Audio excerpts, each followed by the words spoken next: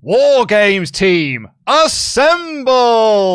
Because we had friendships formed in our main event on this week's episode of Raw. Kevin Owens forgave Jey Uso, in a manner of speaking. Had a little cuddle. Gave him a little cuddle. Yeah. And they're all celebrated together. They're all friends now as we head towards War Games, presumably in September, or maybe we'll just do a big 8-man at Crown Jewel. Yeah, well, you know, it's nearly November now. So I guess we'll find out soon enough. But anyway, I am Luke Owen, DAD. I'm joined by the Professor, The Truth, your Jam That Champion, Dan, The Truth Layton. And welcome to the WrestleTalk Podcast review of Monday Night Raw. Please do press the subscribe button and give us a little thumbs up to help us in the algorithm. Join the live chat if you are watching live, or leave a comment down below, VOD style, if you're watching this on demand. And if you are watching live, get in an UltraChat to WrestleTalk.com/support. We'll read out every single one of them above the $5 US amount. I'm going to warn you now, if you do send one in about Tony Khan's tweets, Dan will get very fired up. Hey guys, the first 30 minutes of this podcast is commercial free. Don't say that, because YouTube now just throw ads into live shows. So I can't guarantee. We can't promise anything. Cannot we also promise. have this to flog as well. So yeah, well, is this an advert? Because this is the question. It's a big question for the advertising side of things. That's our own product. Also, I might just spend the show tweeting some gifs of Bobby Roode and then patting myself on the back because of how smart and funny and clever I am. I thought it was hilarious. But anyway. Let's get into our main talking point here. I like it when people are grown-ups. Sorry, that's all I've got to say. It's all I've got to say. It's not all I've got to say. I've got many things. I found out, I didn't see this overnight because I don't usually do Twitter. And then I walked in, like literally just as we were about to come down for the podcast, I saw what had gone down overnight of all the fire tweeting or whatever, and I was like, oh, come on! Well, here's the thing. So, I mean, like, the brief thing I'll add on this in case it does come up later on in the show, which it might do through UltraChats and stuff, is that last week, or actually like the last few months, I've been really like down on Twitter discourse of the competition between WWE and AEW, because it's just people whinging on either side, and it's just like, I'm just a bit tired and down on it. This morning when I woke up and I watched Raw and then I saw all the tweets and stuff that he did, I only saw a united front of everyone having fun. Right. And I was like, this is what wrestling should be. We're all just having fun. Well, I hate fun. And it's a stupid man saying stupid things against a stupid troll, and it's hilarious. And he's here tonight! And it was just really funny. And everyone was just like, oh, finally, we can have a bit of fun with all of this. Because this is supposed to be a fun little bit of wrestling nonsense. They've got The Undertaker showing up on NXT tonight. Yeah. This is fun wrestling nonsense. And I was just glad to see finally everyone having a bit of a laugh about the whole thing. It didn't feel fun to me, but that's probably because I didn't see it in that moment. Like, I also didn't see everyone else having fun. I just saw it in isolation. No, all I saw was everyone just retweeting it, talking about just like, what? This is the sort of like fun nonsense you want from a wrestling war. This is what we had in the 90s. And in the early 2000s was just Eric Bischoff going out on TV shows, burying the other product and burying Vince McMahon.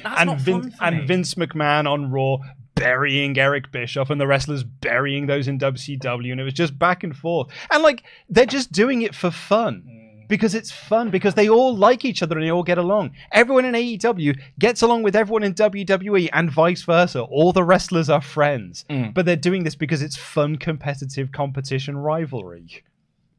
Okay. I like the fun. Okay. Yep. Okay. Do you want to just sit here for a bit? Just quietly. Yeah, I'm not. I think Pete told us to keep the show to an hour. We're already going long. No, I think I just don't. It's hard. Twitter and tribalism. For me, it was like stoking tribalism on the internet. Well, I didn't like that. Just to say, it's one of those things that I'm like, I do like the rainbows and cakes and smiles. I like the fun. I'm excited about 2 really amazing shows tonight. And I saw that and I was like, oh, don't feed the trolls. Don't be one of the trolls. You're a billionaire who runs a $1 billion valued apparently company. Be a grown up. I appreciate that argument that he's involved in having a bit of fun I think it's because the first one I saw was this alleged Vince McMahon misdeeds thing, and I was like, oh, come on. Well, that's quite a funny thing to say, though, in terms of, because the guy he was responding... I'm not defending Vince McMahon, by the way, because there are people in the comments and chat who will think that I am. That's not the case. The guy he was responding to said, like, oh, you wouldn't see Vince McMahon on Twitter saying these things. It was like, dude, I think that man has done allegedly way worse things than sending a tweet. I didn't see what he'd replied to. I thought it was just in his own list. Yeah. And then when I saw it, I was like, oh, that's cringe. But that's what I mean, is he's replying to someone else who feeds into that kind of thing, and it's that whole ecosystem that I find so yuck. That person he'd responded to also, like, because Tony Khan said, like, hey, we're doing a show on Tuesday, can't wait to see you there. And the guy responded being like, I'm not watching. Yeah, well, that's stupid. And so he just replied to that being like, well, I won't see you on Tuesday then. Yeah. And then the guy kicked off at him being like, well, you wouldn't see Sir Vince McMahon doing this. And he was like, no, you'd see him doing allegedly way worse things. It was just a bit, it's fun, stupid nonsense. And actually, what I was going to say was... The show will be fun, stupid nonsense as well. Like, well, yeah. To your point. Absolutely. I mean, NXT is going to be bonkers tonight. Yeah. And I think AEW, like, this is what I was talking about last week when people took a section of last week's podcast slightly out of context by saying that I hate wrestling. Oh, you do? Because I said that I was expecting Tony Khan to go out there like all balls to the wall with like a Dynamite show, and he booked Danielson versus Swerve, which is going to be awesome, and Jay White versus Hangman Page. But I think he'd have just booked those matches regardless. Sort of anyway, like he was probably leading up to those matches because they're big matches that you would book on a show. And then like last night, because they got like half an hour commercial free. The first half hour's commercial free. They've got a 10-minute overrun from Warner Brothers Discovery. They're doing a buy-in with Eddie Kingston and Minoru Suzuki. And I was like, that's what I was expecting. Like, that's what I thought Tony Khan was going to do to go up against The Undertaker. It's not going to work, like, because they've got The Undertaker and John Cena and Cody Rhodes on the show. NXT is going to destroy them in the ratings. But I just like that, we're just doing a bit of fun, silly nonsense. But what I was going to say was that you'd sort of like stoking the fires of tribalism. This was the first time I didn't see any tribalistic stuff. I just saw everyone having fun. That's nice. And it was like... Genuinely. And that was genuine. Like, it was a genuine nice time I think to not see people like feeling like they have to take sides. Because I've also had I've had a bit of a week and a half of it, of like reading comments and seeing Reddits and Twitters and all the rest. That's what I mean. And just seeing all the horrid. And so then when I saw it, and I'm like excited for both, and genuinely like in this whole thing of like, wow, two amazing like shows happening at the same time. This is such fun to see. Kind of the big boss man. I'm sorry, I keep doing that. Who the man? To see him, what I felt like being a part of it. I was like, oh mate, let's just have a nice time and like actually, as you say, all the wrestlers get on. They're probably gonna. I love the idea of them backstage having the two monitors open and watching both shows. That sounds. They 100% will be. Yeah. Like Sean is gonna have, and Triple H will be there as well. They'll have a monitor open with what Dynamite's got on, so they can try and like counter whatever that is. Yeah. And Tony Khan will have the exact same thing. We'll just have like NXT on another monitor, being like, okay, well let's do this against that. Yeah. But I'm so excited for both of these shows tonight because they're going to be insane. Yeah. And that was the other thing as well, is that like, because Tony Khan's tweets were so mad, it was just prompting him being like, I can't wait for tonight. Right. I cannot wait for the madness that's going to be on display from both shows. This is also why the For You tab is stupid, because it gives you everything out of order and in no discernible timeline with absolutely no discourse. No nuance. In fairness to Twitter, the following tab was doing that for quite some time as well. Like the amount of times I was just like, just show me the tweets in order. Like that's I want a rolling commentary. It's my fault for going back on Twitter. Like it's ultimately all my fault. Should we talk about Raw? I mean, we can do. Yeah, I mean, like it's my fault. I'm sorry, I derailed everybody.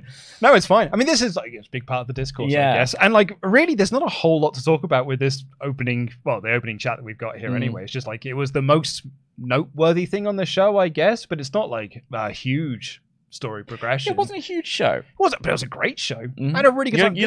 I had a really fun time with this show because this was just a 3-hour show where every match, bar one, like really delivered for me. And actually in that bar one, I'm massively in the minority, it would seem. And I had a fun time with this show. It was just up and down the show, just a fun wrestling show that was doing building blocks for Crown Jewel. And I had a lot of time for it. Which did you want? It was the Nia Jax Raquel match. Oh, I thought that was garbage. Oh, good. So the two of us against the world. We're two in the minority. We've got each other. Lovely. But yeah, we had Jey and Cody coming out for their promos. Team Yeet or whatever it is they want to be called these days. I couldn't.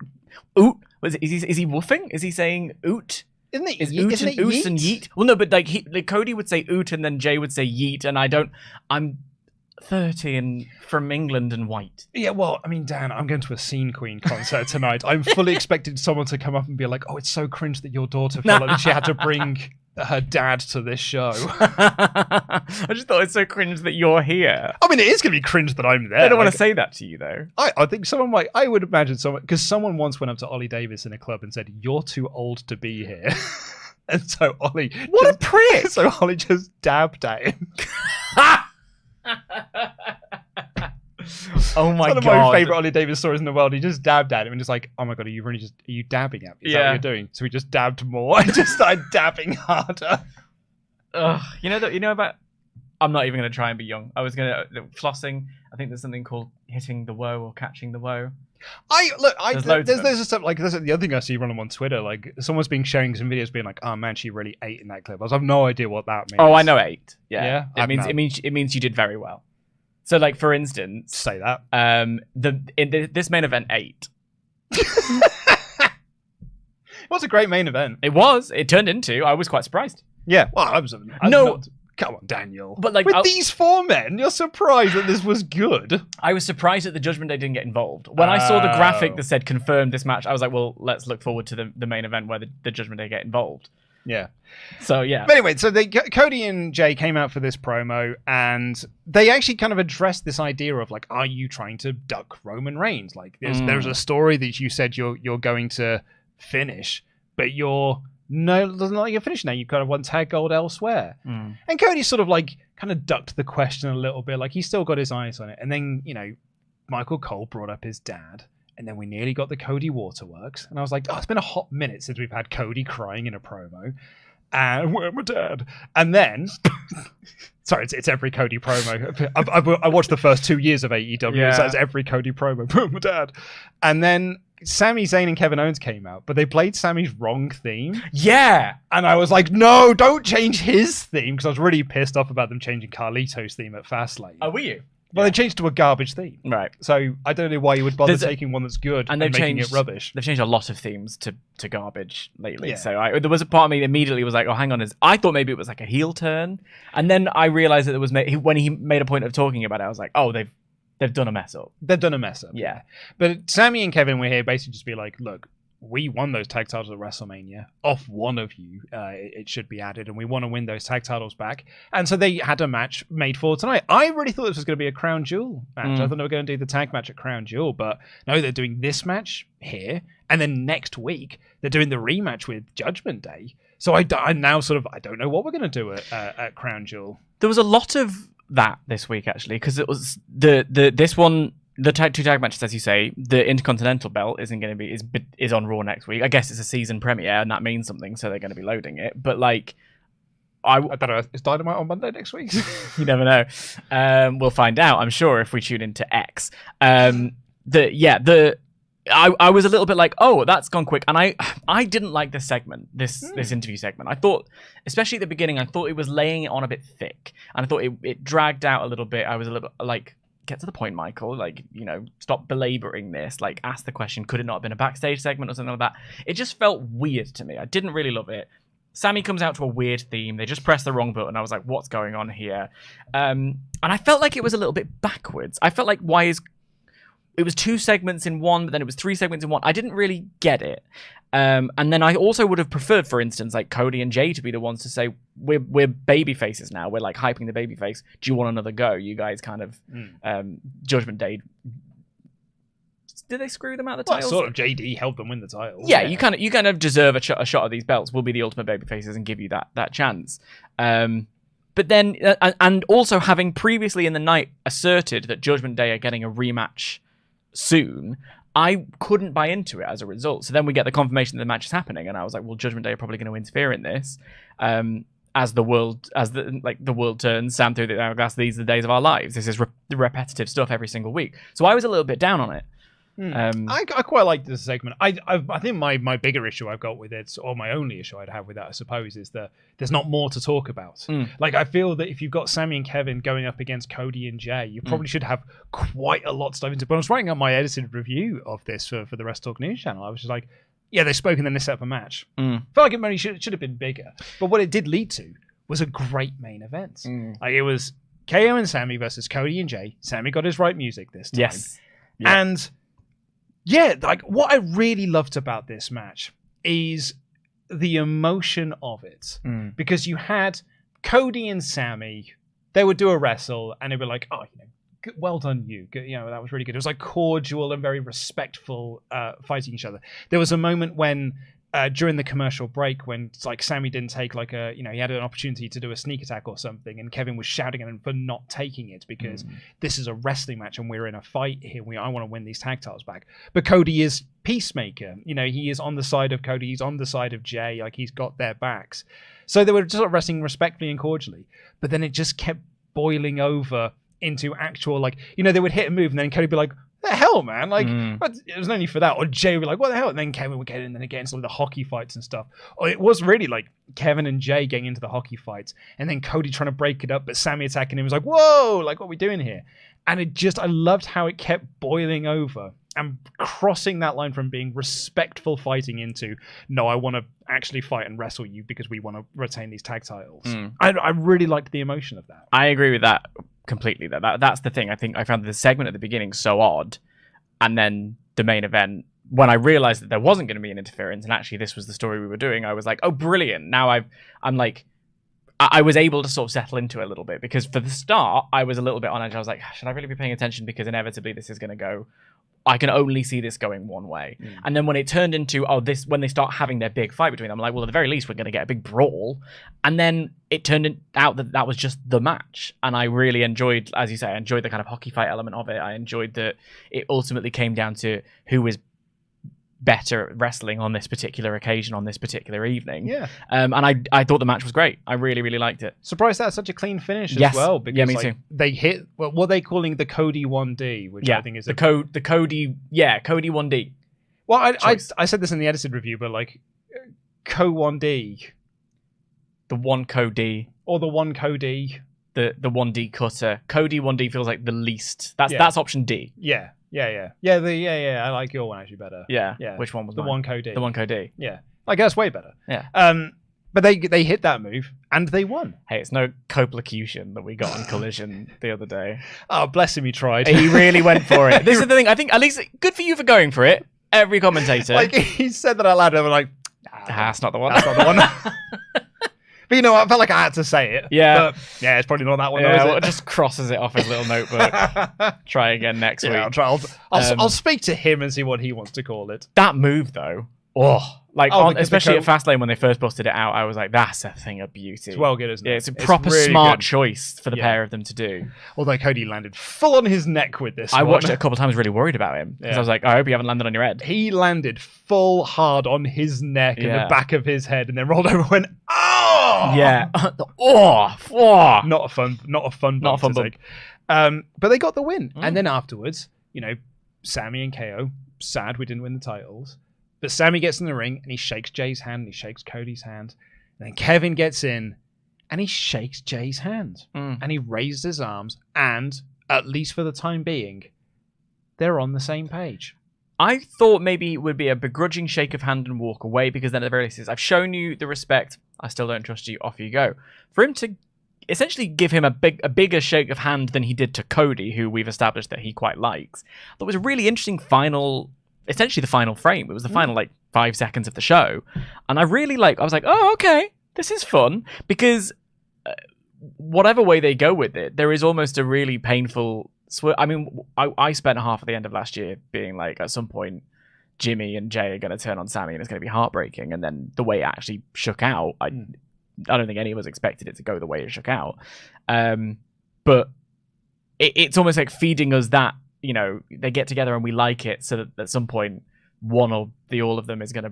Where are we going to go? And I really liked it as an extra little touch. Well, you also have to have them on the same page, because what Judgment Day last week said, JD McDonough said, is like, you need to drive a wedge between them. And we joked, as like, that's not going to be that hard, mate. Like, Kevin doesn't like one of them. There's already a wedge in between them. So now they're on the same page. Now the Judgment Day can actually enact this plan that they came up with last week of driving a wedge between them. Yeah. And trying to cause some frictions between this team before we get to crown jewel, I guess. Because they haven't announced War Games, I wonder if Cody's going to announce War Games tonight. He's making a special announcement. Because Cody is making a major announcement on NXT tonight. Yeah. Although it's not competition, remember. That's what they keep trying to tell us. That he's making a major announcement on NXT tonight. And I wonder if that's going to be the announcement of this War Games. Yeah. I mean, that's at Crown Jewel. Because have we seen the... I guess none of us care the way the tickets are laid out, because that was the interesting thing. That was Survivor Series isn't that. We had an Ultra Chat in said that they've sold floor seats, so there actually isn't enough room to do a 2 at Survivor Series. But we don't know that about Crown Jewel yet, so we maybe. Yeah. Oh man, I didn't even think doing it like Crown Jewel, doing War Games there. But I feel like he could either announce that, or maybe it's just the return of the Dusty Classic, because it's named after his dad. I don't feel that's a good idea. I don't feel like that's a major announcement. No, it is an announcement. It is an announcement. Hey, it's a Tony Khan announcement. Well, that's exactly Tony Khan level of major. Yeah, it's Tony Khan being like, we're going to this city next week. Yeah, here's my major announcement. I've remembered my passwords this week. I mean that's an interesting thing. It's such a weird time because we are. So the other thing that I guess I'm kind of thinking about with this week's Raw is the whole news that broke. We led with it on the news this morning, and it sort of broke just kind of before the show was gearing up to go on the air about Vince being shafted and Endeavor smiling on Triple H or whatever. And there was a lot of this where I was thinking about the Triple H show and the Vince show and how this passed. As we get into the rundown of the actual episode, there was a lot of what felt like there's been this like power struggle all year, which I think has made a lot of mess narratively all over the show. The one thing that really was a hallmark of the Triple H era, especially towards the latter half of last year, was long-term booking, right? And I think if you look at the way the plans kind of leaked for the Rumble, for Elimination Chamber, right the way through, I would say, to the 3 count in the WrestleMania main event night 2, everything went the way it was supposed to. I just think the wrong person, according to the long-term plan, won. And my evidence for that is the fact that a title exists that still feels pointless to this day. Mm-hmm. And the other one hasn't been on television for longer than it's been on television this calendar year. So, I think that kind of like long-term thing, I'm like, okay, so what is the long-term goal? Because are we going to spin our wheels until Survivor Series, which is still like 8 weeks or so away. End of November, yeah. So what's the Crown Jewel plan, and what's the and you're right, this is very much building blocks. It's putting things in place, and there was some really interesting elements elsewhere in the show where other blocks were being put in place for other storylines. So I've got a little sort of question mark over what direction we're going to go in. Yeah, 4 weeks away from Crown Jewel. I'm excited. As I said, like I don't know whether it's it's a War Games announcement tonight or what it is, but I'm very intrigued, and I want to see next week's episode because I want to see like the rematch with Cody and Jey versus the Judgment Day, and how Kevin and Sami are involved in that, and how we're going to continue going down this road. So I thought this was very good. I really enjoyed the main event. Yeah, the main event. The main event actually was awesome. It was such a good match. Yeah, it was really, really good. It was good for that, and also like it's sending them home happy. Cody Rhodes' music's playing, everyone's having a cuddle. Happy days. Happy days. Happy days. Well, let's get into your alpha chats. WrestleTalk.com/support. We'll read out all of them above the $5 amount, so get your topics in. Committed Productions says, thank you guys for being here. It means a lot. Trying to look on the positive side of things, I appreciate there were a few women's threads throughout the show they at least pretended to invest in. Now, SmackDown's women's roster could not be such a mess. We'll talk about it when we get to the women's segments, because I have things. Yeah, I think actually someone said that of the active roster, there was only 2 women not featured on this show. At one point, there were 6 women in the same shot. Well, yeah, that's it. Can you believe it? Standing in a row. Yeah, lovely. Then they had to zoom in closer, and then they came back out. It was Zoe Stark and Nikki Cross were the only active members of the Raw roster that did not feature on this show. And it was so interesting because I'm watching it going, Zoe Stark's a bit shafted in that moment, because she's very much was involved in this whole Nia Jax thing as well. Yeah. But yeah, Matt Hennessy here says, he's gone from creative, thank God. Credit has to be given to Jimmy Van of Fightful, who back in April when the merger happened, said that Endeavor played Vince like a fool.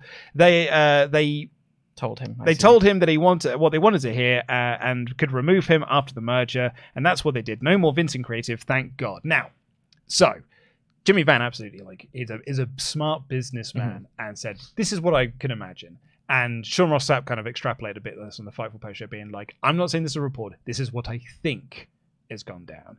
They just want Vince to be a figurehead within the company. Vince can just collect a nice paycheck and can be the owner of WWE, but is not involved in the creative process. In the weeds. And cannot be in the weeds, which Vince himself said he didn't want to be in the weeds.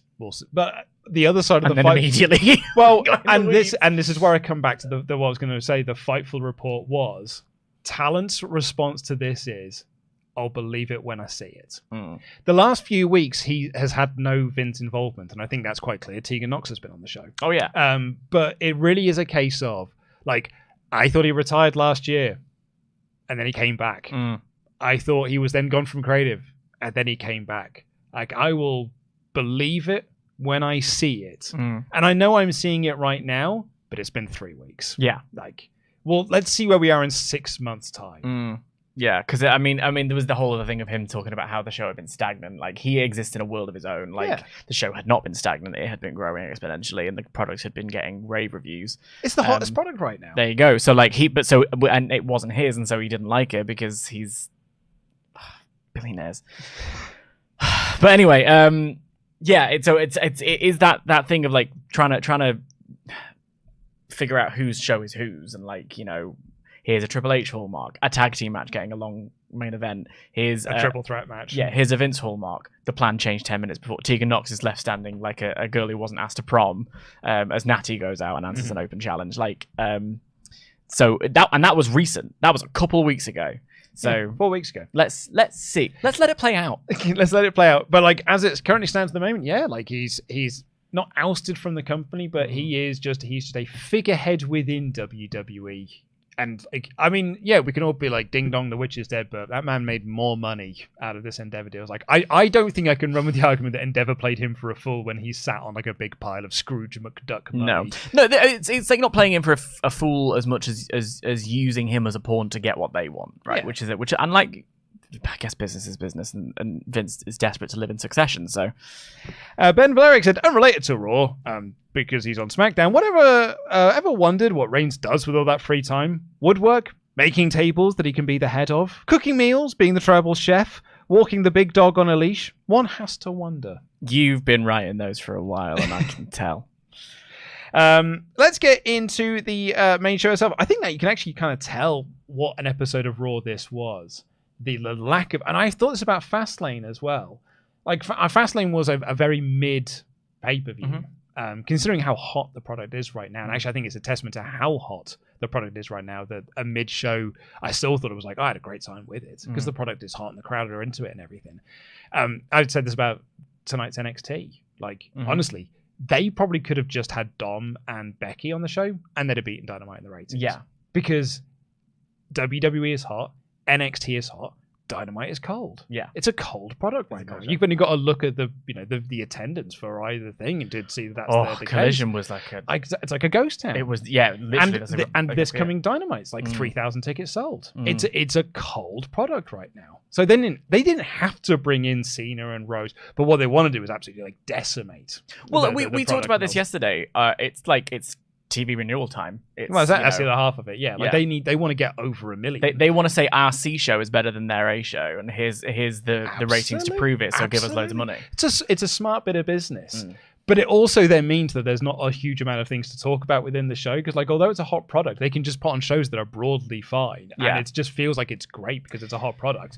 But they're also not like we had one Ultra Chat about the four of these people coming together. Fastlane was like so far below what the Wrestle Dream live numbers were doing for the review of that podcast. And actually, if you look at like the viewership for them, Fastlane is so way below what Wrestle Dream did. But it's such a hot product right now that everyone is really having fun watching it. But no one's got a lot to say about it. This is the thing. I mean, the Fastlane was the best way I can describe it was that I was like a child on the edge of my seat when Cody and Jey won the titles. Like, I was bouncing, I was exciting, I was clapping, I was like, like it was fun.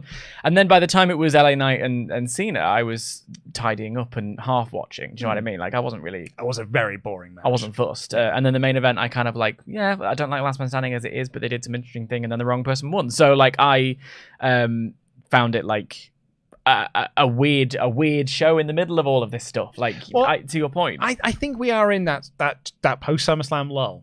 Post SummerSlam lull is real. and it has been real within WWE. It's been real for decades. Well, that's it. It's been real for decades. Look at the Invasion. Yeah. The Invasion is peak post-SummerSlam lull. Yeah. Where at the SummerSlam, they decided, we're going to end this at Survivor Series. We've got 3 pay-per-views to do in between then. And they deliver some decent pay-per-views during that time. Oh, they did, but you're watching it like, I don't know, we'll do Test versus Kane, I guess. But now I think that we're off the back of this episode here was a lot of like, here are the building blocks for all the big things that we're going to do for the latter half of this year, or the latter part of this year, I should say, and then go into the Rumble season. And that's when we like kick into the next gear as we build towards WrestleMania. Well, because think about this. If they can sustain this kind of hot product through to the traditionally hot season, that's going to be a scorcher. That's what I mean. Yeah, like that's what I'm getting at. Like I think we are on the precipice of what could be like fantastic TV because they're hot when they're doing nothing. Yeah.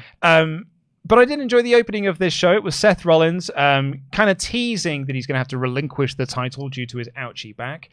But he's just getting started. The crowd sort of very much enjoyed the bait and switch of it all. But then he was like, but I am going to have tonight off. And the crowd would boo! Yeah. Which I thought was really funny.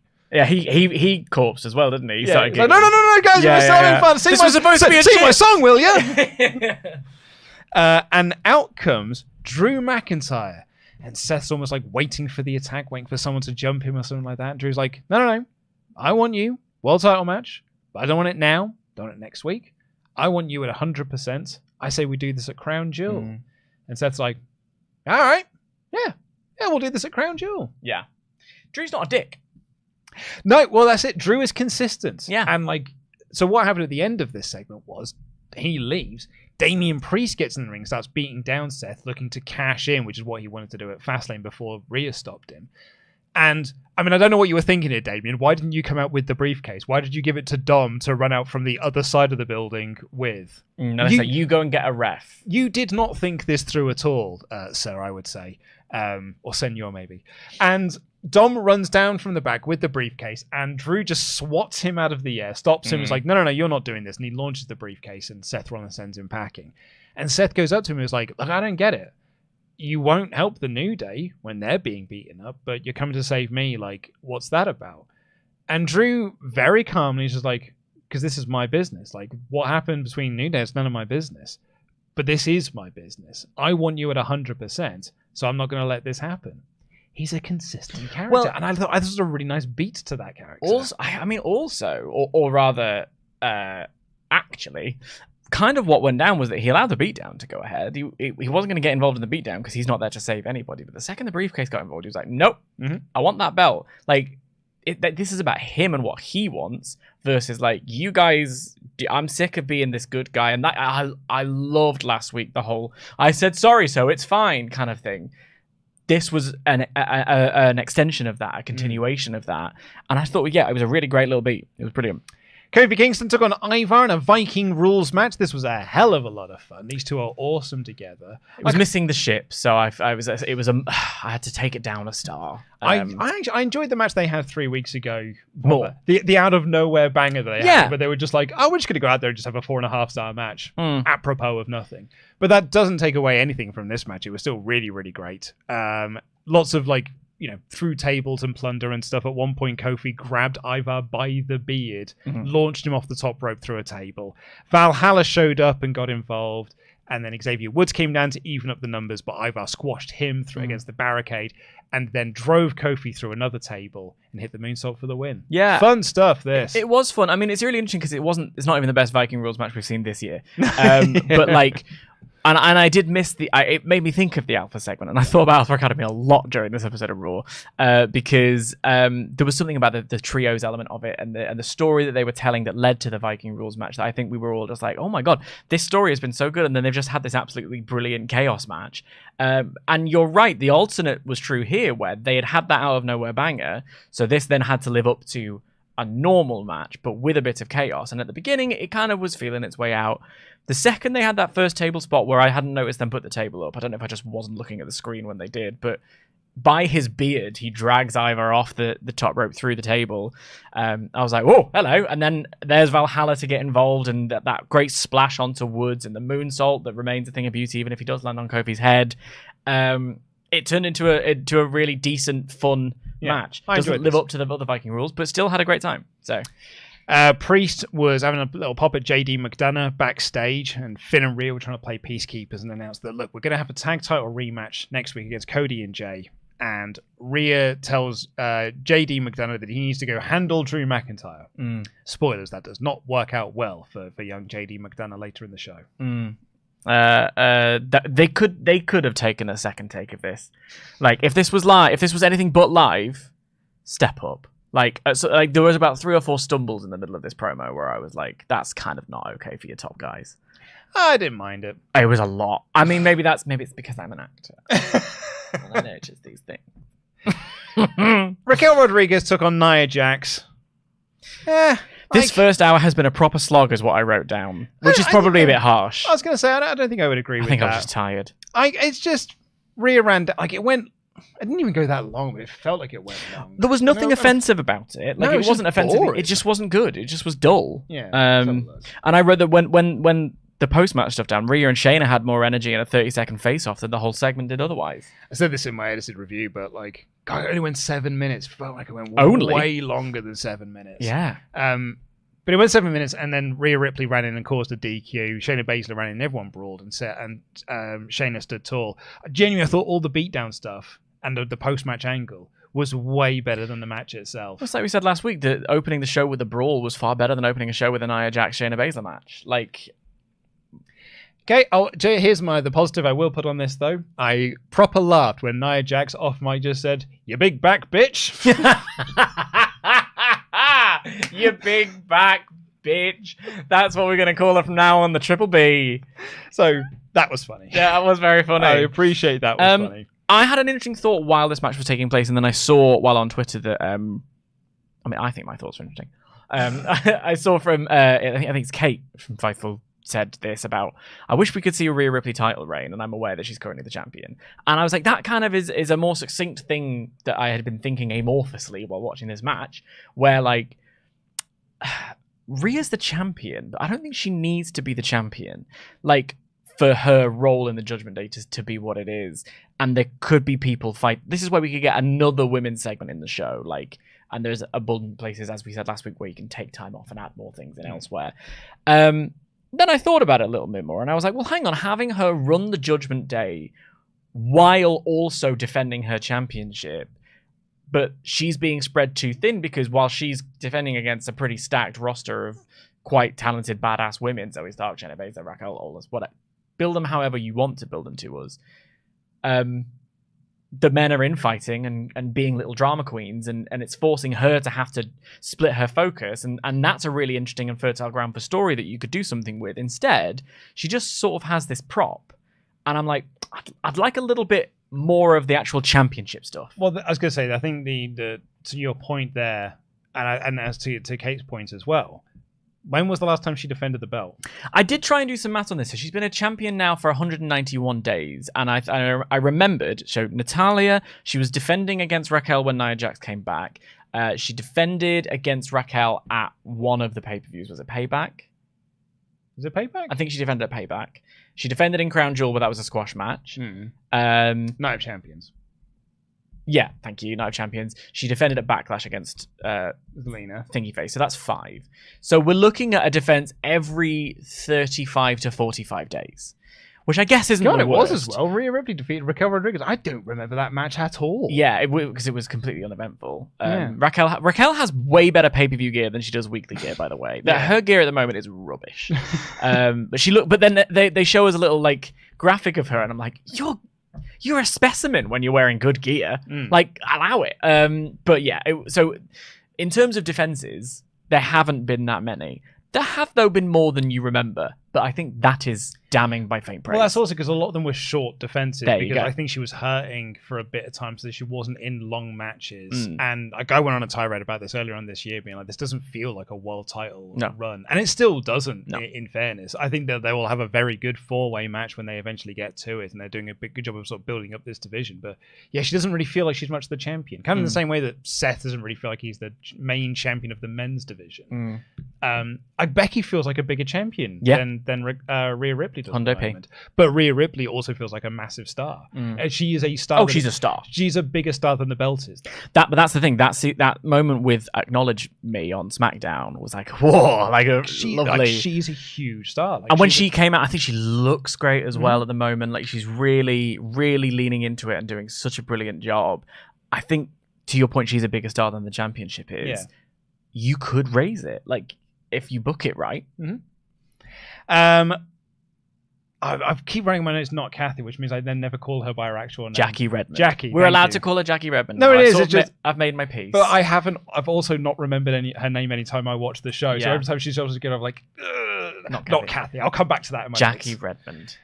So Jackie interviewed Shayna, who said that she's going to take out everyone, and then we had the Jane Cody promo. Oh no! First, then Akira Tozawa came and did an Akira Tozawa bit. Yeah, that's the Akira Tozawa thing for this week. And then Otis was chopping Gable to get him ready for his match, and Bronson Reed walked up to sort of make fun of them because he's beaten both of them, and he'll do it again tonight. I sighed with relief at this segment because it'd come after the Nia Raquel match and then the Cody Jey segment that I didn't love.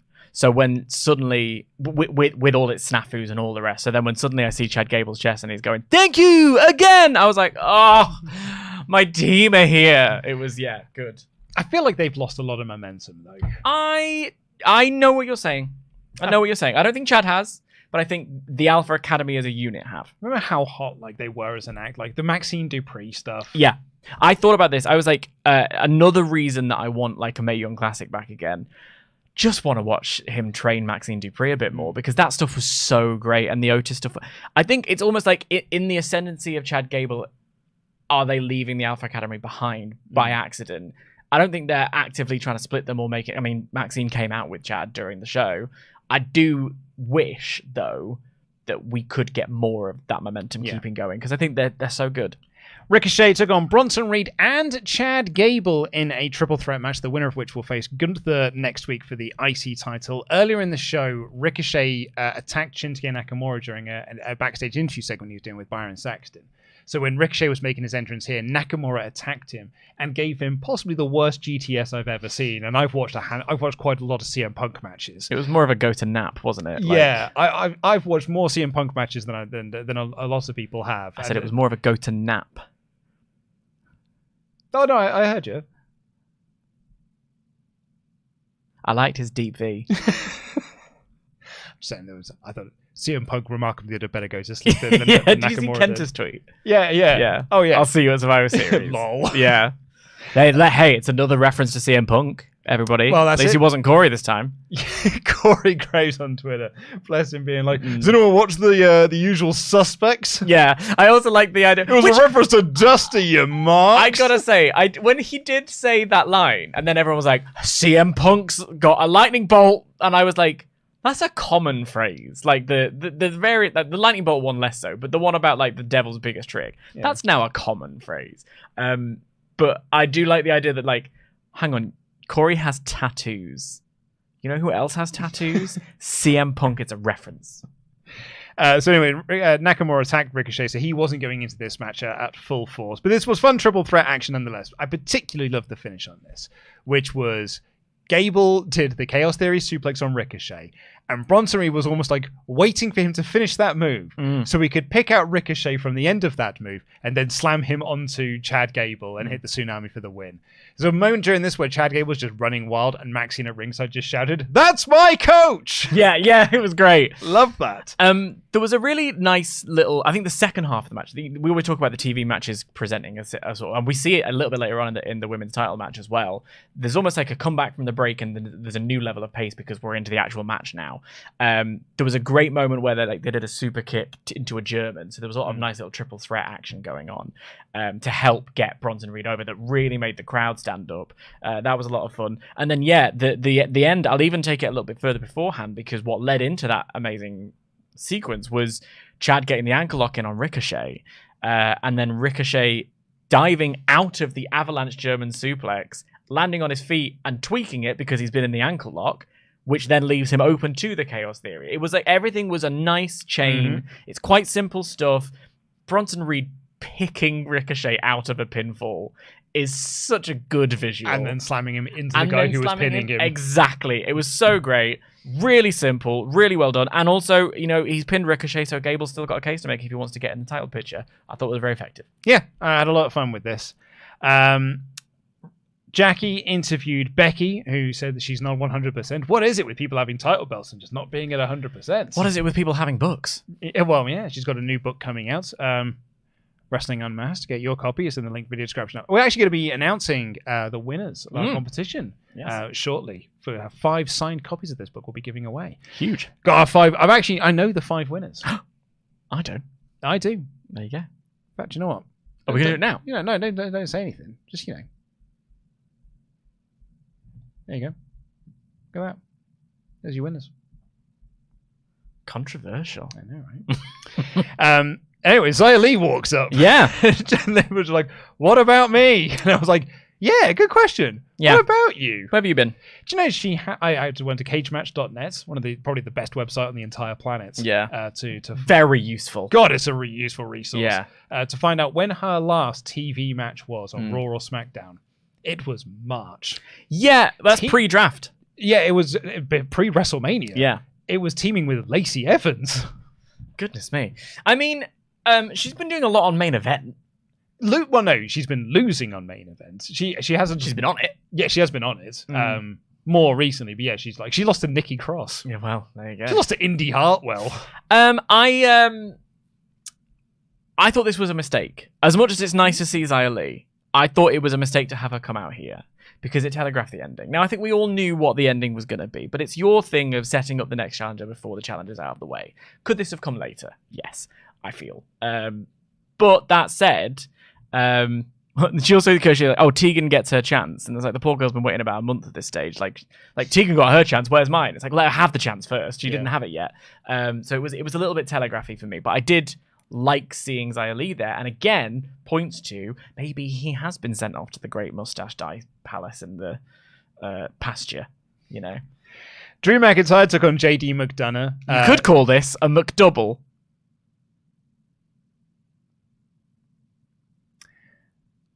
My favorite thing about this match was, when you can sort of spot WWE production things? Yeah. So they were on the outside, and Dominic Mysterio pushed Drew McIntyre into the post.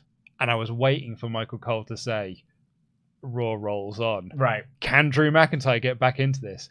And he didn't. And I was like, oh, well, this match isn't going long then. Because Drew just got back in, hit the Claymore and won. And I was like, yep, there you go. It's like, you told me that this match wasn't going long because you didn't do the ad break spot where you usually do an ad break spot. Yeah. Do you want to know my least favorite part of this match? What's that? Why does JD McDonough have a personalized nameplate? And why is there a Grim Reaper and a scythe on it?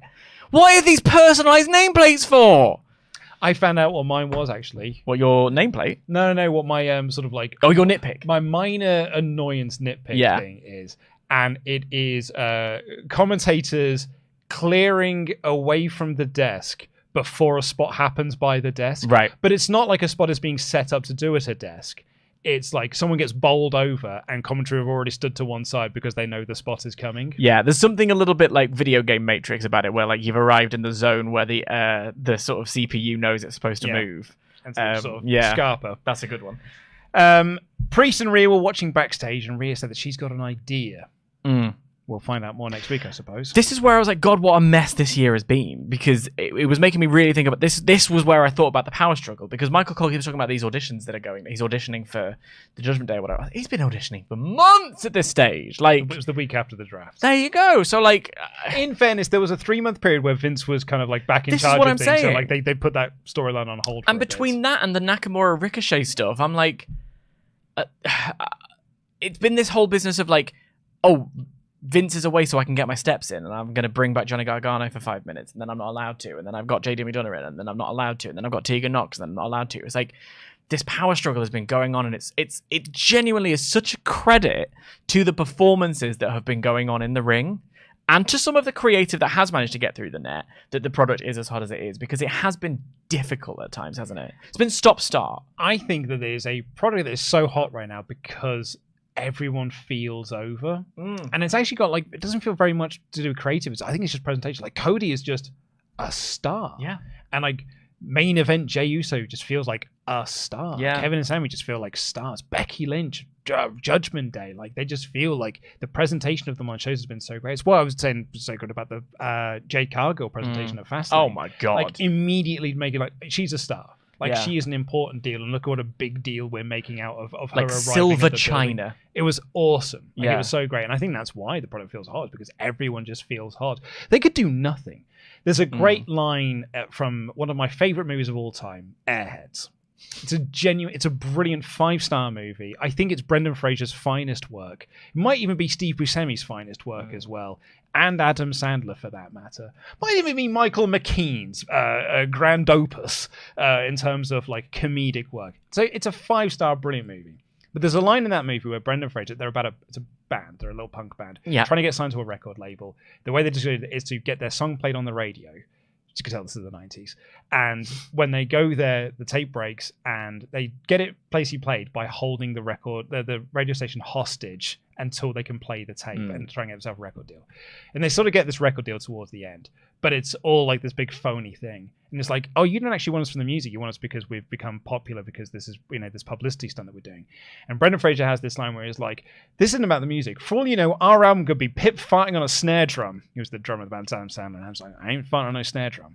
But it's like, that's honestly, Raw could be Rhea Ripley farting on a snare drum. Right. And it would still feel like the hottest product in the world right now. Yeah. Because they just are a hot product. I mean, I wouldn't watch it because flatulence has no place on television. But you're right, it could be. I think that stare down was kind of so Attitude Era and kind of hokey on the end of SmackDown, but it felt great. Like it was exciting. Everyone just came out and it was like, oh, this is great. Yeah, like the crowd would go ballistic. And you got John Cena doing his big. And as we keep talking about, seller in the world. As we keep talking about, wrestling is cyclical, so this could go away at some point. Absolutely. So it's nice to enjoy it. There's the discourse of like, well, what can AEW do to turn around ticket sales? And I was like, it's a keep going and get thing. better. Yeah, like you were hot a year ago and you're cold now. Doesn't mean you can't. Doesn't mean you'll ever be hot again. Yeah. But when you are hot, everything you can't do no wrong. But when you're cold, everything you do is wrong. Yes. Yeah. That's so very true. They are just a cold product right now. And but there was 3 years ago, 2 years ago, when WWE was the coldest product in the world. It was just before the pandemic where Roman Reigns is having a dog food feud. Tony Storm pie in the face and all that sort of stuff. It was a cold ass product, which is why AEW had this big meteoric rise. But AEW has sort of like slipped because they had all of their issues last year, and WWE have benefited off the back of that and are now the hot product again. But it's a cyclical business. Yeah. Anyway, Gunther and Ciampa had a little chat with Wade Barrett, making some jokes, and then they got attacked by Imperium. What did I say? You said Gunther. Oh, sorry. I've actually written Gunther. No, it's because we got a recap of Gunther versus Ciampa last week. That's what I was reading. And then it was Gargano and Ciampa DIY. They were making some jokes, and then Imperium attacked them. Like when I say that I don't really watch ROH, so you can't expect me to know everybody on AEW television. And I'm just like, there's a lot of content, right? And there's even more content in the archives. I think Triple H is underestimating how many of this audience know DIY. So we need to get them into a feud. I think Imperium is a great place for that feud to take place. Because really all it takes is one, because Gargano hasn't been presented well at all. I was thinking about the sort of no pop last week, his no pop at the Rumble, kind of the no pop on his initial return kind of thing. We were all excited because we know him. I think he got a good reaction when he first came back. He got a good reaction, but he didn't get like, whoa! I disagree. I think he got a very good reaction when he first came back, but then that was diminishing returns afterwards because they did nothing with him. Because Dexter Lumis was feuding with The Miz for 6 years. So like, when I think about it, all it takes is one match, because my introduction to the pair of them was the Cruiserweight Classic. Right, and it was this incredible match between them. So really, all you need to do is book one DIY match, and I think the crowd will start. And that's really any person is one good match away from. We'll come on to that in a little bit, in fact, because we got a video promo for Tegan Nox, which did so much more for her than the 2 weeks of 2-minute squashes did. I hate to sound like I'm, flogging a dead horse here and sound like a broken record, but I feel like this video promo here and the lack of reaction that Tegan Nox got in the Becky Lynch match proved the point that I was making, that it was the 2 weeks of 2-minute squashes were a failure in getting Tegan Nox over. Yeah, completely. Thank you. Anyway, Jackie, it's because I've got an NC for not Kathy. Jackie interviewed Tegan Nox, and Natalya walked up to say, "I'm proud of you." I like the idea I came up with of Natalya as kind of like a sensei of the women's division, like this kind of godmother figure that everyone looks to, and like, you want to get to the next level, well, like, let's have a decent match and go out there and deliver it, you know, the way she did with Rhea, like, kind of thing, rather than having her be this challenger, this fighting champion. Because I think, you know, I'm a fan, but everyone else has moved on. So reposition her as not that she's like, she's not old enough to be like the Undertaker of the division or whatever, but you know, she could be this kind of like sensei, where it's like, yeah, I'm here to be a champ, but I'm also like, I'm from Stu Hart's dungeon, like I can train you. It's just that it was a couple of weeks ago that she was acting like a heel. This is Big Show levels of turn. Natalia was one of the worst for that. Like, I know Big Show is the template that you would use for random heel turns. Big Show turns, lol. I think Natalia has had like 6 turns this year. It's because she's a good hand, and like, you can rely on her when you're in a pickle, and that's why she's got so many Guinness World Records. Like, I think, but like, that's a really interesting angle for them to let her go off, because there are so many talented women in that division. Like, well, we'll get to those in a second, actually, because Becky Lynch took on Tegan Nox for the NXT Women's Championship, and this match was really good. Oh, but first we saw Rhea Ripley talking to Drew McIntyre. Did you see this? I didn't. So during Adam Pearce was talking to Ricochet about something, I wasn't really paying attention. It was saying of the Nakamura match for next week, and he didn't say his line. So I feel like if he watches the show, I'm sorry, I didn't mean to bully you into not saying your line, and I promise that if you get it on a t-shirt, I will buy it. But in the background, Rhea Ripley is talking to Drew McIntyre. I missed that. Yeah. Oh, that's again. Triple H is in charge of the show. Triple H in charge of the show again, I see. I totally missed that. Yeah. Because I even said earlier, I was like, I guess we'll find out more about that next week. But I thought you were teasing. No, we saw about it here. I genuinely missed that. She was talking to Drew, was just sort of like sat there like kind of this, and she's just like, yeah, holding her glistening belt, which is what made me notice. That's very good. Yeah. I like that a lot. Yeah. But anyway, it's Becky Lynch versus Tegan Nox for the NXT Women's Championship. I like that they're using the NXT Women's Championship as almost like the mid-card belt. They're sort of used to give a nice showcase for, Natalya, but also, Tegan Nox and potentially Xia Li, and like even what they're doing down in NXT as well. The problem with this match is that this crowd did not believe that Tegan Nox had a hope in hell of winning this. Not even there's always a chance. No. She was getting near falls, and the crowd were not counting along, and were only popping when Becky Lynch got back in control, which is why those 2-minute squash matches she had were not working. Yeah, I think the thing is, it's one of those things where it's like making the best of a bad situation. I think this was hampered twice, and I think the choices that they made along the way were going with it, and it didn't pay off for them in the way they wanted to, because I think once the match did come back from commercial and started to pick up the pace a little bit, I think the crowd sort of did get into what she was selling a little bit. Yeah, they just even towards the end of the match were not counting along with the pinfalls. Well, yeah, but that's and then you have like the no reaction to the pinfalls, no reactions to the kickouts, and then you got her doing the big whoa, she kicked out. There's two things though. I think I'm gonna stand my ground a little bit here, because there's two sides of it. There's the getting over, and then there's the believing that she's gonna win. Because I didn't believe she was gonna win the belt for 1 second.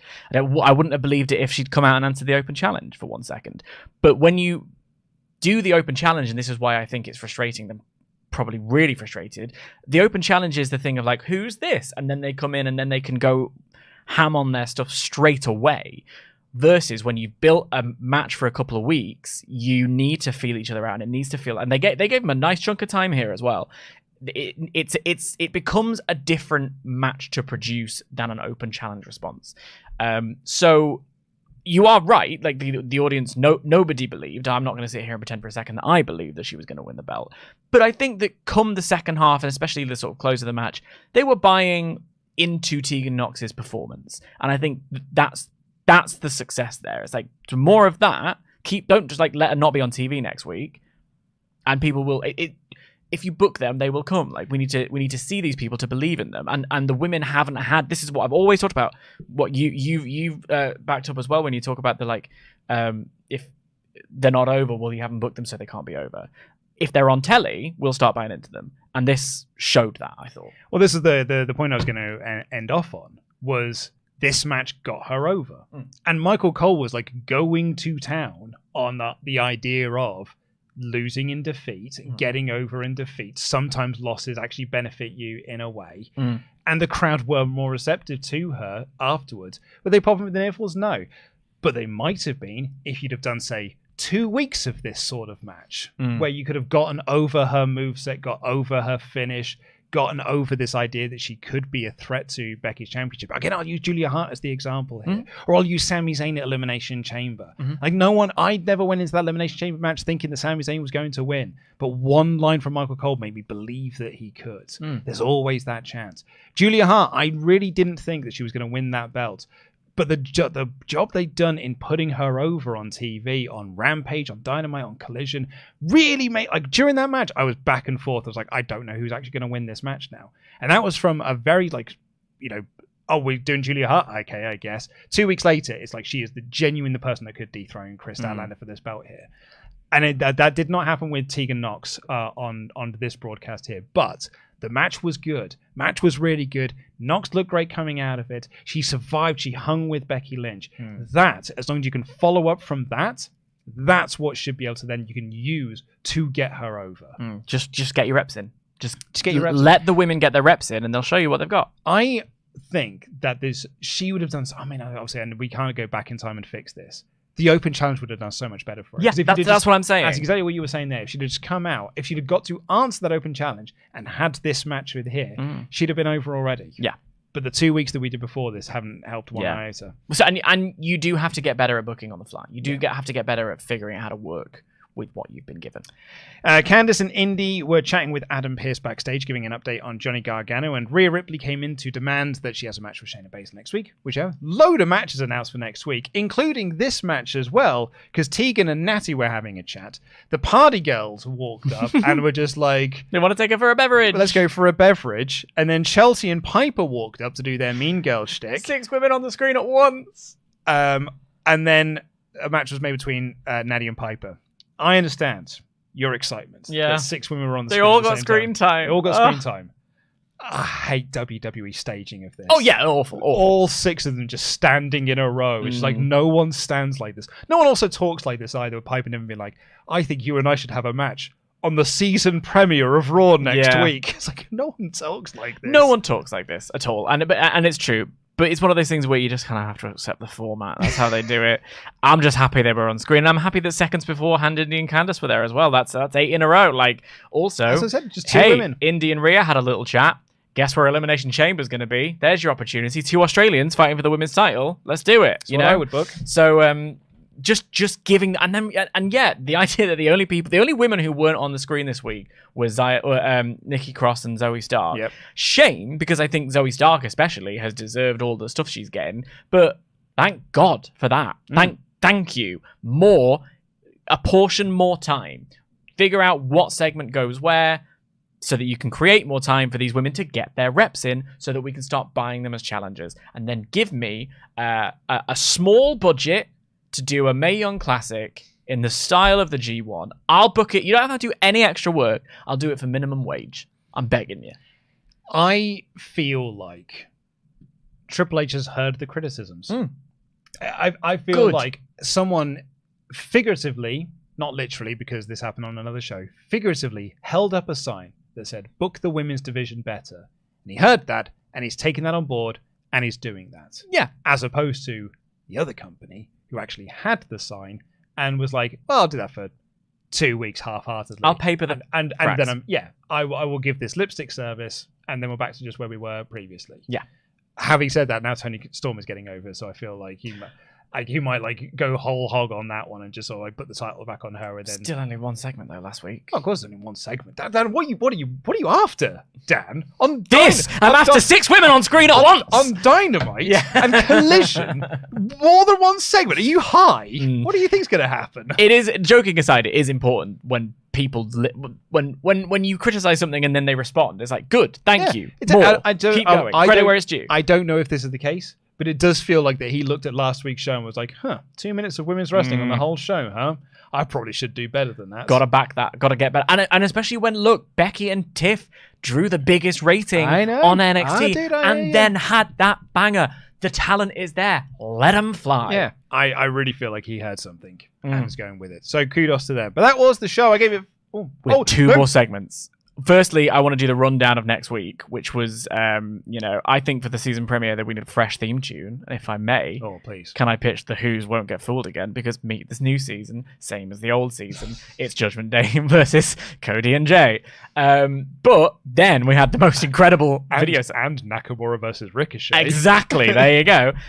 And then we had the best segment in the history of the world. What? Like, out of nowhere. I unfortunately, in my edited review, I said it was Giovanni Vinci, but it's Ludwig Kaiser. It's Kaiser. Ludwig Kaiser got this video promo where he is living art. Yeah. And it was like, they put his face on the Mona Lisa and on, David and this and the other. It was weird. But real close-up nipple shot in there. And his shot of his abs and stuff. Yeah, but it was awesome. It was amazing. A proper 10 out of 10, no notes. But video package. But why?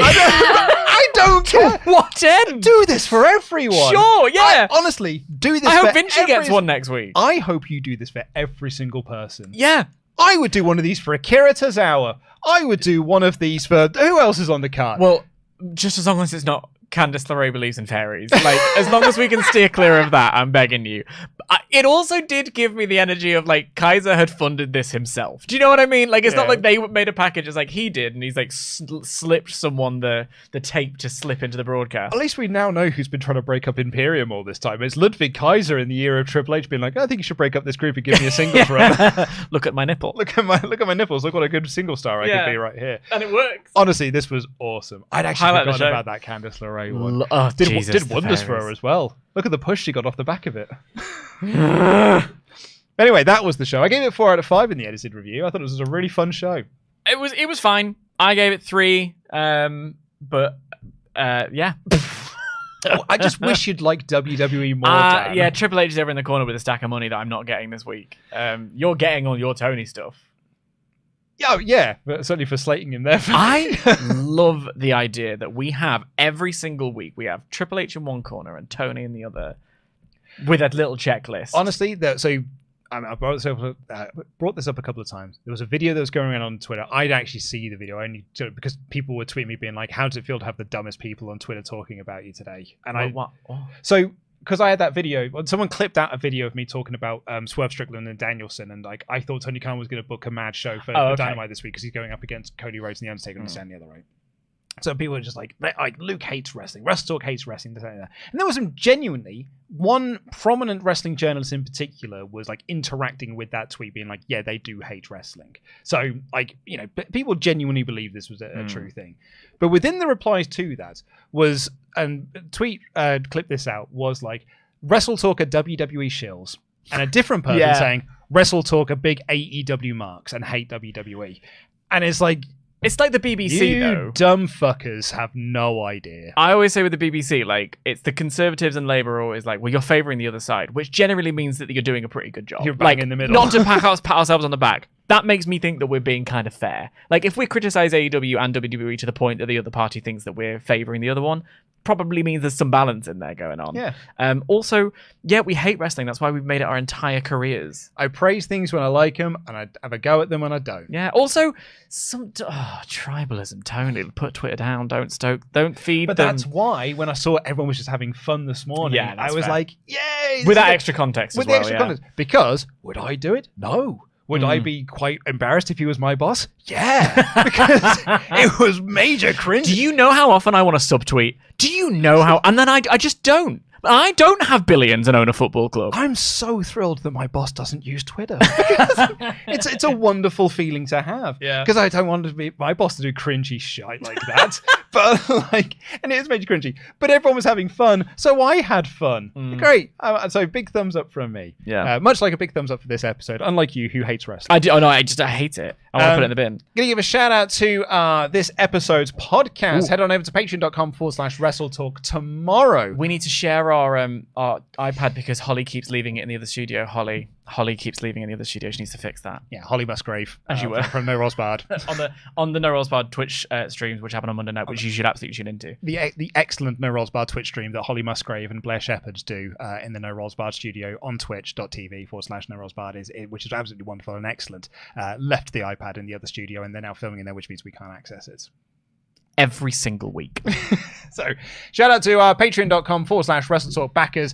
If you are one of our $25 or above Pledgehammers, you get your name read out on this show. And if you're one of our backers, tomorrow, WrestleTalk Behind the Scenes will get dropped with some stories from this most recent Survival series. Ooh. And some stories from TLC as well. Ooh. So, we have got Send Me to Heaven, Evan Reich. Nolan Biscuits here, Fred Wurst. Always Shining, Garrett Albright. The Hurricane, Gregory Helms. Hannah A, Baby. Geordie Bus Driver, Harry. The Aztec Warrior, Hector Rodriguez. Murderous James Murta. WrestleTalk's personal problem solver, Jamie Donovan. And spoken class today, Jeremy Smith. There's two more, Joel the Welsh Viking. And also, John Jenkinson, son of Jenka.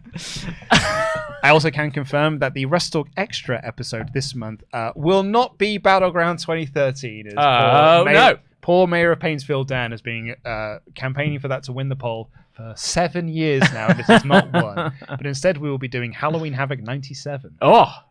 Which has got Chris Jericho versus Gado on it. It's got Eddie Guerrero and Rey Mysterio. It's one of the, yep, that would be the match because people aren't sure I'm talking about Hogan versus Piper.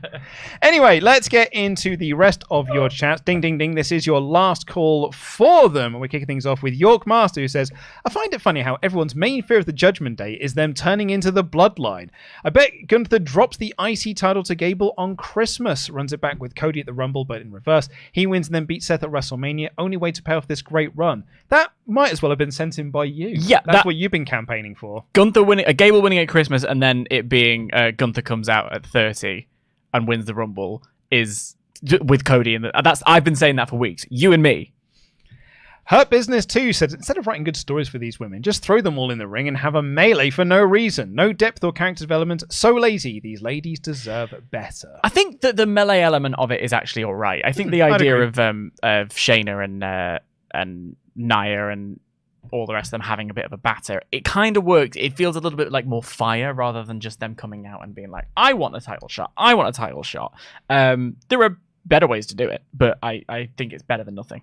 Will Campbell said, hi guys, this episode ruled. The Kaiser video package was definitely extra. Drew's character is great. Chad Gable is still one of the greatest things on TV. And the main event was a banger with an incredible amount of chemistry between Jey and Cody. Agreed. Gabriel Reyes said, I think Rhea should drop the belt within the next few months, possibly at the Rumble. This reign hasn't felt like one that must end at WrestleMania like the Usos tag run or Roman's run. It just doesn't feel like a reign. There is time, though. Yeah, there is. Still time. Like, we've still got like 6 months before Mania, so there's time to fix that. Yeah. Buffalo Man. Jey worked with and fought against Roman. Now he's used a spear. I think WWE want to link Jey to Roman. The bloodline crumbled, but it wasn't enough. Now Cody has the right-hand man as a teammate. Wasn't the plan, but maybe we can finish the story now. Mania? And Bailey R here says, another reason I think Drew stopped Damien is because if Drew let him cash in, he might lose his match for the title at Crown Jewel, because no way Priest is as giving as Seth is. Especially if he's sort of... he might lose the opportunity rather than losing the match itself. Yeah. I see. That's yeah, you know. And I'm next in line. Yeah, kind of thing. And poor old Bailey R as well announced that, excited to see that Kevin Owens announced on Twitter that he's also going to be on NXT tonight. But it was Kevin Owens having a bit of fun, poking fun at the fact that everyone's on the show. Yeah. I'm not going to be at NXT tonight, just in case anyone was worrying. I'm not either, because I'm going to Scene Queen. Anson Reinhardt has been in Membug for 8 months in a row. Says, haven't been able to watch Raw in a few weeks with a promotion at work. I'm glad I have you guys to help me keep updated. You two make my Tuesday great. Thank you very much. Thank you very much. Bacon Rasher said, hi lads, sorry it's been a while. Blooming work. Really good Raw, but I don't know what to watch first tomorrow morning. NXT or AEW? I'm stuck. Please help. P.S. I finally caught up with Monday Night War 3. Pete's rubbish at booking tag matches. Luke, oh dear. Here's what I would do, Bacon Rasher. Do what I did on January 4th, 2010, where I watched Impact and Raw at the same time. Yeah. I had 2 different screens open, and I just watched both of them at the same time. Oh, I did that for NXT and AEW, that first Wednesday War. Yeah. Remember that? And then just sort of like volume up, volume down on each of them. That's what I would do. Yeah. I would also tune into the Wednesday Night War to see how it's actually done, and then also see Luke aid and abet Laurie and leave me high and dry. It's not exactly what happened. It's exactly what happened. It's not quite what happened. Well, we're going to be recording the behind-the-scenes podcast in a bit, so maybe we can get into that there. Mark Flay has donated to say, Dan, if you're going to compare me to Vince McMahon and say he is better than me, I'm clapping back. Doesn't matter how rich I am. Speaking as someone who has spent 10 years on the internet and has, to varying degrees, especially over the past couple of years, being now more involved with wrestling Twitter, had my fair share of people saying things and subtweeting and making comments and making comparisons and saying things frankly out of their ass. You have to just hold your breath and not bother, otherwise you spend your entire life clapping back. Those people that he was responding to were idiots. Like, just absolute idiots. You are a billionaire. You have far too much money to be doing that. Personally, like, each to their own. If it's me, I have to hold my breath and not on a daily basis. I don't have the nice comfy house that Tony Khan has. My house is very comfy. It's not as comfy as his. It's excellent. It is, isn't it? So look, whatever. Maybe I'm just more mature than Tony Khan. I'm gonna put I've got my hand up. Sorry, I was being Tony Storm. I don't know what subtweeting is. All right, so 8 is when you've done really well, and subtweeting is when you make a tweet about someone but not actually like at them. Oh! Yeah. Been on that platform for over 10 years. Yeah. And I see people use that a lot, but I have no idea what it's meant. Do you know about vague posting? No. Vague posting is when you say something about someone, but you don't you don't say anything specific. Oh. Mercedes Moné did a lot my aunt does on Twitter. Exactly. On Facebook. Yes, exactly that. Yeah, about something in the local area. Mercedes Moné was a vague poster, like chronic. Especially, do you remember hashtag if you only knew? Yeah. Yeah, that was vague posting. I don't, so when they were crying at backstage at WrestleMania 35, all that nonsense story, they were just tweeting if you only knew a bunch of times. So tell us, if you're going to, say something, say it. Mercedes. And then, in fairness, she did. By walking out. By walking out. But anyway, it's now time to reveal the winners of the WrestleTalk book competition, Wrestling Unmasked. You can get your copy using the links in the video description down below. All the ones that are being spammed by our wonderful moderating team as well. We are giving away 5 signed copies of this book. And I can now reveal the winners are Dropkick Simon, Joe O'Toole, Dog, Jamie Holloway, and Stephen G. Well done, everybody. And when Dave Bradshaw told me these names, I said, I'm pleased that Steven Gerrard won. Stevie G. It's about time he won something. A sports ball. A sports ball. I made a sports ball joke. And the sports person who was a fan laughed at my joke. Because he was rubbish. Anyway, that's all to show you. Hey, do you know what? We could always play the book. Have we still got the book ad on here? I don't know if I have, actually. Let's have a look. Man, I wish this book went behind the curtain and showed me all the fascinating aspects of wrestling we fans don't get to see in the ring. I know what Tempest's thinking. He's thinking he wishes his book took a deep dive into some of wrestling's biggest controversies, giving insight into the murkier side of the sport we know and love. I know that look in Pete's eyes. He's keen to know more about the ongoing controversy of unionization in wrestling. And his right eye is even more keen to delve into the issues that have shaped the modern pro wrestling landscape. Man, Tempest is really staring at me. Wait, maybe he's wishing his book critiqued wrestling's institutions and was more of a testament to those who fight not just inside the ring, but outside the ring too. Huh. I wish I could read. Gentlemen. God? What? No, guys. It's me, Dave Bradshaw, the voice of British wrestling and, nay, the world. I've been listening to your internal monologues, and I think I have the answer to all your prayers. Told you he was God. Get WrestleTalk's brand new book, Wrestling Unmasked, straight from the pages of WrestleTalk magazine. Wrestling Unmasked is a must-read for all wrestling fans. Head on over to Amazon to pick up your copy now by clicking on the link in the video description below and prepare for your understanding of the wrestling world to be turned upside down. Luke, your book is upside down. Never mind. You can get your copy of the book using the links in the video description down below, or the ones being posted by our wonderful moderating team. I want to just challenge you on something quickly. Mm-hmm. So you said our wonderful moderating team. Well, in the chat that the mods have while we're doing the show, the hard work, right at the beginning, they said, "Oh, this show's going to go 2 hours easily," because we were waffling on. How dare they? How dare you accuse us of going long ever? We are always keeping it nice until we run a tidy ship here on the Raw Review. I think you'll find we never go off topic. Like my pubic hair, this show is very tidy. Thank you all so much for watching. I can reveal the final results of the poll. Thumbs up 74% with 22% in the middle. Goodness me. That's lower thumbs up than we've had previously, which I'm surprised about because I thought it was a really good show. There you go. Anyway, that's what we've got time for on this edition of the podcast. We're back tomorrow with the Dynamite review, where I'm sure we'll also talk about NXT as well and talk about the huge Tuesday night war that is going down. If you don't talk about it, I'll get drunk in the middle of the show and just spam the comments. Please do. Yeah. So we'll be doing that tomorrow here on the WrestleTalk Podcast channel. Misspelling Ilya Dragunov every single time. In fact, Ollie Davis returns to the WrestleTalk Podcast tomorrow. Back from his travels in Japan. He'll be on the show tomorrow to review Dynamite. So join us for that. If you haven't already, please do press the subscribe button. Give us a little thumbs up as well. Leave a comment down below. And we'll see you then. I've been going DAD. That has been the Professor, the Truth, Dan Layton. Jam that jam.